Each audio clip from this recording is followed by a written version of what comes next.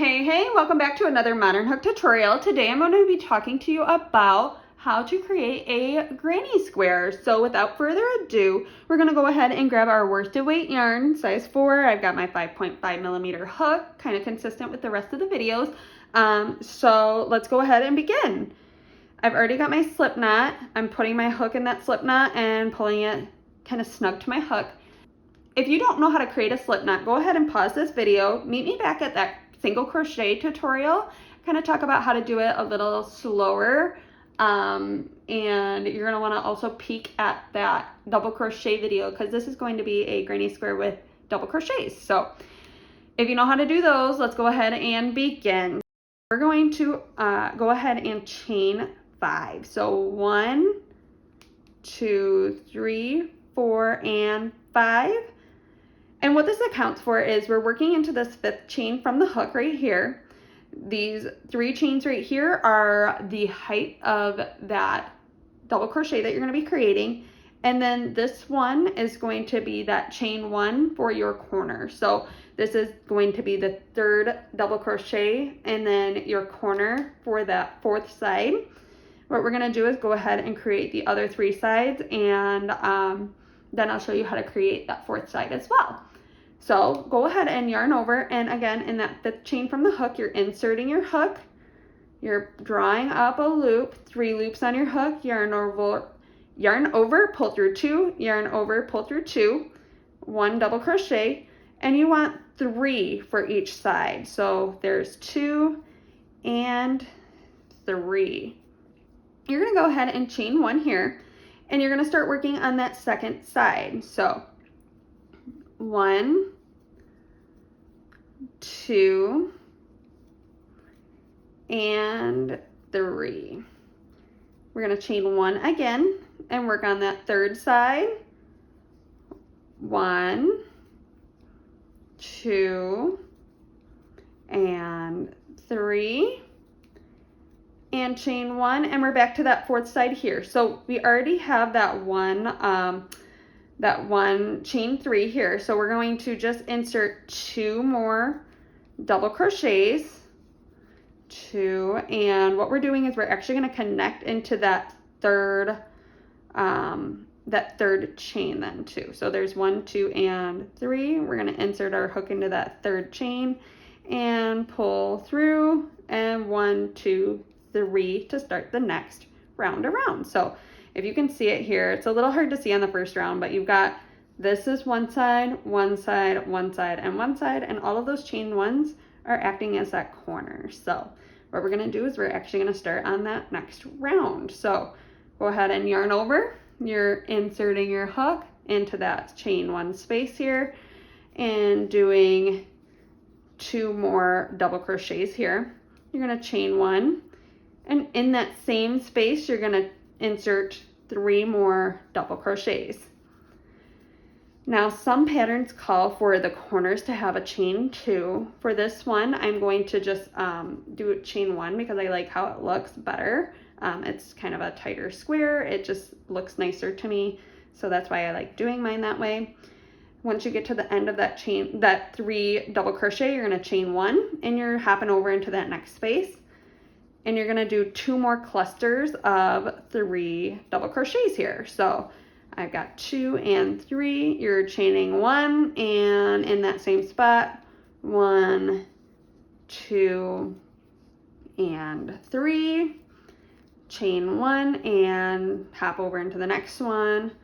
1, 2, and 3. Chain 1 and in that same spot, 1, 2, and 3. Chain 1, 1, 2, and 3. Chain 1, 1, 2, 3. All right, so you made it to the end here. What you're going to do is you're going to go ahead and you're going to chain 1 so that it's in between these 2 corners, and in that 3rd chain from the bottom, you are inserting your hook and you are pulling that yarn through to connect them and slip stitch, and then 1, 2, 3, and 4. The reason why we are chaining 4 this time is because this is going to act as the end of your double crochet cluster plus that chain 1 to get yourself to that corner. And again, in the corners, we're doing that same thing. We're doing those clusters of 3, chain 1, and then a second cluster of 3 in that same corner to create that corner effect again. 2, 3, chain 1. And now what you're having is you have that space in between the 2 corners here. This space is also going to get a cluster of 3 double crochets. So you've got 1, 2, and 3, chain 1, and then you're back in that chain 1 space for the corner here. So you're going to do that 2 clusters in this corner. So now that you kind of know how to do this, your granny square can actually be as big or as small as you want it. A lot of people like to change colors. There's a lot of different things that you can do with these granny squares. There's other types of granny square. This is just the most basic one that I can teach you. It's really a nice project for a beginner for the simple fact that it's such a small item that you're creating, and you kind of get the hang of working a project and working all your stitches. So like I said, this is just the clusters of double crochet, and you're starting to see that perfect little square here.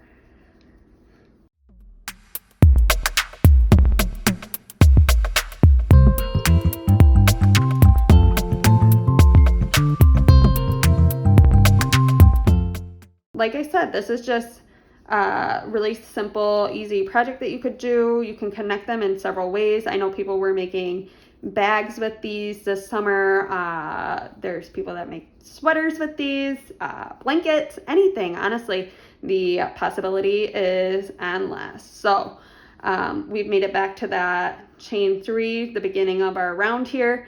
I've got 1 double crochet.